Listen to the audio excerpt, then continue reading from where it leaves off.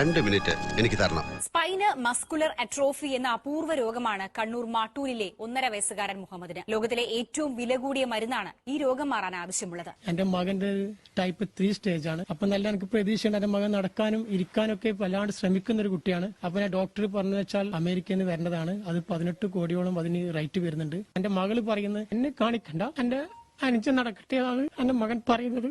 2 വയസ്സിനുള്ളിൽ മരുന്ന് നൽകണം. അതിനി വരുന്ന നവംബർ വരെ മാത്രമേ സമയമുള്ളൂ.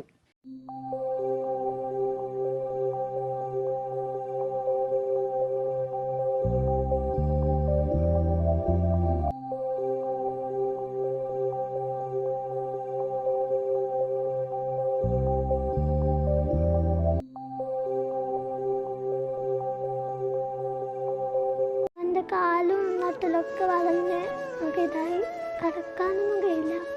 ഉറങ്ങാനും ഭയങ്കര ബുദ്ധിമുട്ടാണ്. അനിയൻ്റെ ഇപ്പം അങ്ങനെയല്ല, ഓന് കുറച്ച് ചെയ്യുന്നുണ്ട്. അപ്പോൾ എനിക്ക് മെഡിസിൻ കിട്ടി അവൻ രക്ഷപ്പെടും. അപ്പം ഞാനിപ്പോൾ ചിന്തിക്കുന്നത് ഓൻ എങ്ങനെയെങ്കിലും ഒന്ന് എല്ലാവരും കൂടി സഹായിക്കണമെന്നാണ്.